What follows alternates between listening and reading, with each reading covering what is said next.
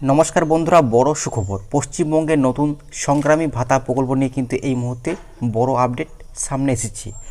এই প্রকল্পে প্রতি মাসে 5,000 টাকা ভাতা দেওয়ার কথা কিন্তু নিয়ে আলোচনা চলছে, ঠিক আছে।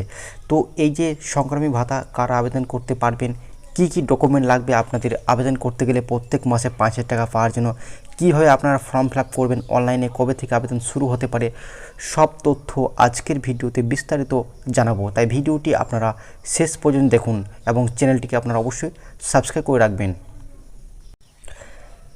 তো দেখুন এই সংক্রান্ত নতুন কি আপডেট। পশ্চিমবঙ্গে নতুন সরকার গঠনের পর গত 22শে জুন পেশ করা হয়েছে 2026-27 অর্থবর্ষের প্রথম পূর্ণাঙ্গ রাজ্য বাজেট, ঠিক আছে।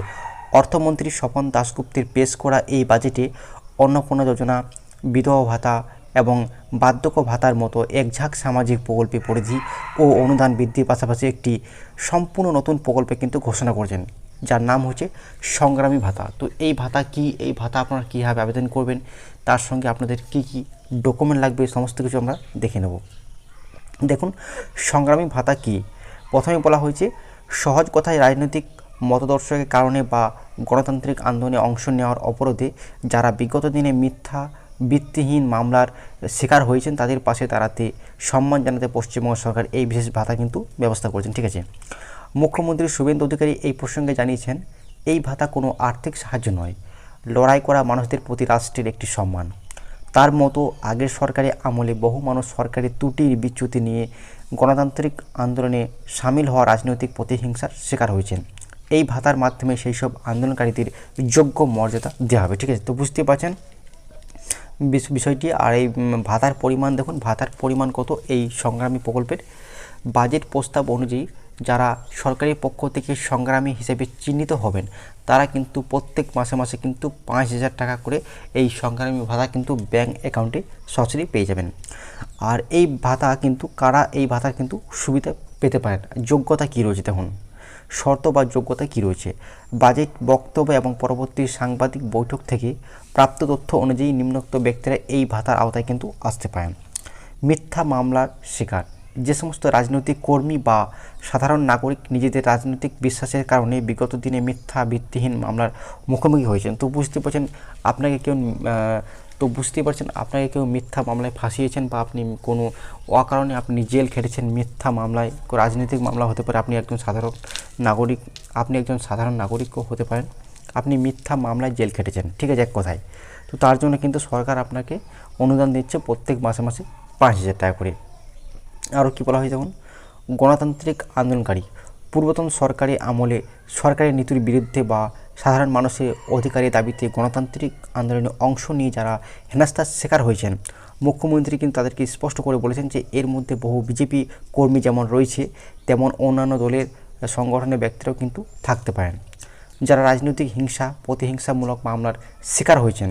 এবারে বিষয়টা হচ্ছে, আপনারা এই সংগ্রামী প্রকল্পের জন্য আপনারা কীভাবে আবেদন করবেন। দেখুন, বাজেট পেশের পর অর্থমন্ত্রী স্বপন দাশগুপ্ত জানিয়েছেন, সংগ্রামী ভাতার বিস্তারিত রূপরেখা এবং গাইডলাইন আগামী দিনে চূড়ান্ত করা হবে। কারা এই ভাতার আওতায় আসবেন তারা একটি সুনির্দিষ্ট রূপরেখা বা নির্দেশিকা অদূর ভবিষ্যতে রাজ্য সরকার প্রকাশ করবে।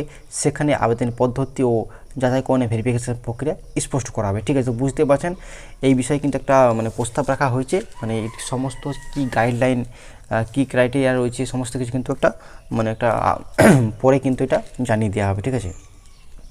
আর কী বলা হয়েছে দেখুন, বাজেটে আরও কিছু গুরুত্বপূর্ণ কিন্তু ঘোষণা করা হয়েছে এই বিষয়ে। সংগ্রামী ভাতার পাশাপাশি এই বাজেটে সাংবাদিকদের জন্য বিশেষ কিন্তু পেনশনের একটা কিন্তু ব্যবস্থা করা হয়েছে। তো যারা সাংবাদিকরা রয়েছে তাদের জন্য কিন্তু একটা বিশেষ পেনশন, তাদের জন্য কিন্তু একটা আলাদাভাবে একটা পেনশনের কিন্তু একটা ব্যবস্থা করা হয়েছে। দেখুন, জরুরি অবস্থার সময়ে সাংবাদিক, দেশের জরুরি অবস্থার এমার্জেন্সির সময় যে সমস্ত সাংবাদিকরা সত্যের সন্ধানে গিয়ে জেলে গিয়েছেন তাদের মাসে কিন্তু 10,000 টাকা করে দেওয়া হবে। তো বুঝতে পারছেন যে সকল মিডিয়া বা সাংবাদিকরা রয়েছে তারা সত্যের সন্ধান করতে গিয়ে কোনো রাজনৈতিক কারণে জেলে গিয়েছে, তাদের কিন্তু প্রত্যেক মাসে মাসে 10,000 টাকা করে কিন্তু দেওয়া হবে ভাতা।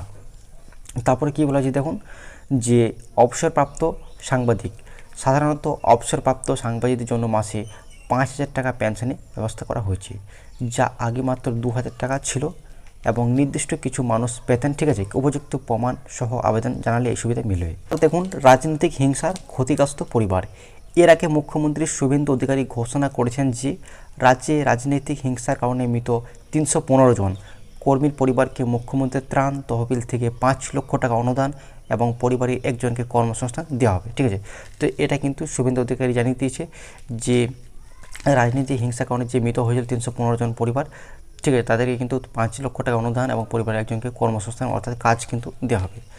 আর রাজ্য সরকারের এই সংগ্রামী ভাতা ঘোষণার পর যেমন রাজনৈতিক মহলে আলোচনা শুরু হয়েছে, তেমনি বহু ভুক্তভোগী পরিবার এই সিদ্ধান্তকে স্বাগতম জানিয়েছেন।